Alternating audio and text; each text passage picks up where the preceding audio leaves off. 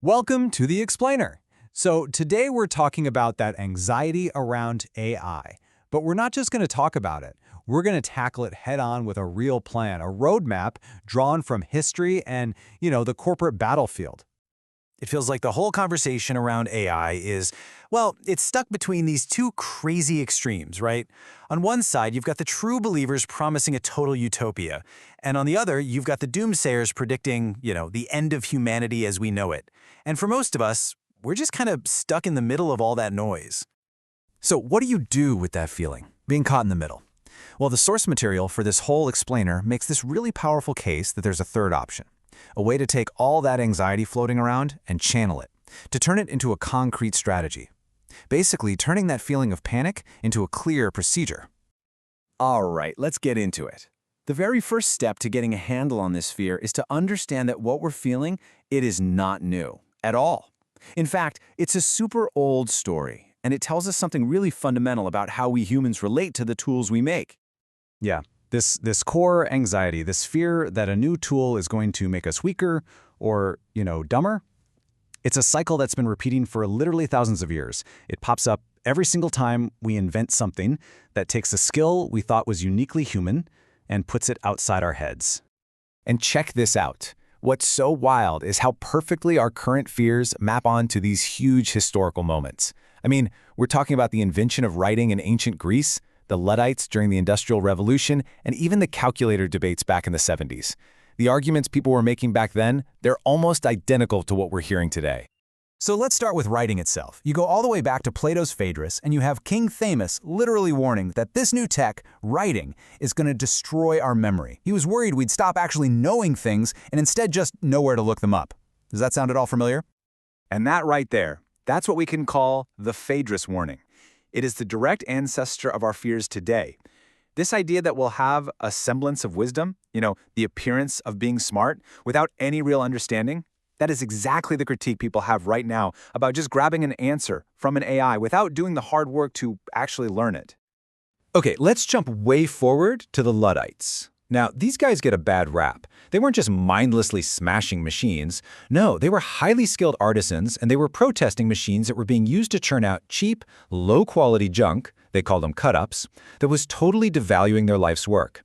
And that's the exact same fear we hear from professionals today, right? That good enough AI content is going to just wash away their expertise. And you see the pattern again, almost perfectly, with the calculator wars in the 70s. Teachers were genuinely worried about creating a generation of calcaholics, students who couldn't even tell if an answer was completely ridiculous because, hey, the calculator said so. I mean, this is a perfect preview of our modern problems with AI hallucination and automation bias. That's our tendency to just blindly trust what the machine spits out, even when it's totally, confidently wrong. So here's the thing. If these patterns are this predictable, it means we can actually learn from them. And where better to look than the highest stakes arena of all, the corporate world. Because in business, adapting isn't just a good idea. It's literally a matter of survival. And you can't find a better example of this than Kodak versus Fujifilm. I mean, think about it. Both companies face the exact same existential threat, digital photography. Kodak doubled down, they protected their old film business, and they got completely wiped out. But Fujifilm, they did something absolutely brilliant. See, they didn't ask the obvious question, what products do we sell? They asked a much, much smarter question. What are we really good at? What are our core skills?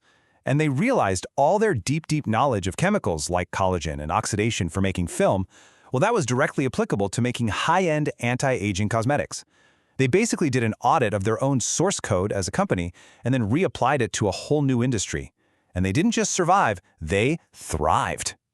In this pattern, it holds up everywhere you look.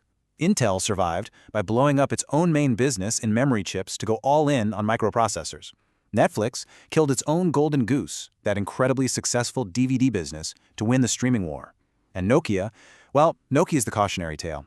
They failed because they just couldn't let go of their past. The lesson here is so clear. Survival isn't about protecting what you do today. It's about being ready to pivot based on what you know. So all this history, from ancient Greece all the way to Intel, is not just a cool story. It's a blueprint. It hands us a proven three-part framework for managing risk that you and I can apply to our own careers, starting right now. And the framework itself is beautifully simple. Think of it like this. Plan A is all about how you deal with things today. Plan B is your backup plan for tomorrow. And Plan C? That's your in case of emergency break glass plan for the future. It's a strategy that builds on itself, taking you from just adapting day to day to being truly resilient in the long run. All right, so Plan A is what you do right now. The idea is to become what they call a centaur, half human, half machine, merging your human judgment with the AI's power. This means you consciously split up your work.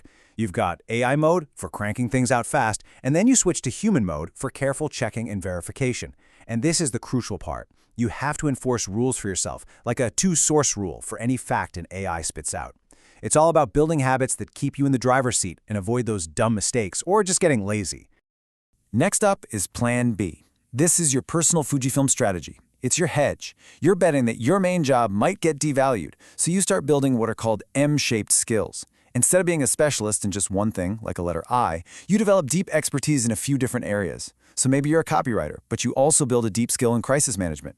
Or maybe you're a digital designer who invests in an analog hedge, like getting really good at hands-on fabrication. The point is you're strategically building skills in places where AI just can't compete. And finally, there's Plan C. This is your absolute emergency plan, your break glass button. And it's all about personal sovereignty, being independent. On a technical level, maybe that means having the skills to run your own AI models on your own machine so you're not dependent on some big company. But even more important is the mental part, being psychologically ready to pull an Intel and make a radical pivot, to just walk away from your entire field if it starts to collapse. Look, when you build out this whole architecture, Plan A, B, and C, you fundamentally change how you relate to the future. You stop being a passive bystander just waiting to see what AI does to you. Instead, you become an active operator, someone with a playbook ready for whatever comes next. And this summary here really pulls it all together, doesn't it? That calm, prepared mindset that we're all after, it's not something you're just born with. Nope, it is the direct result of having a solid plan. Your Plan A learns the lessons from the calculator wars so you can use AI safely. Your Plan B takes a page from Fujifilm's book so you diversify what you're good at, and your Plan C learns from Intel so you're ready to make a huge change if you have to. So when you boil it all down, this framework takes you from being just another character in the story of the AI revolution and makes you a strategist, an active player. The choice isn't between the crazy hype and the paralyzing fear anymore. The real choice is between panic and preparedness. So the plans are all laid out. The only real question left is, what's your next move?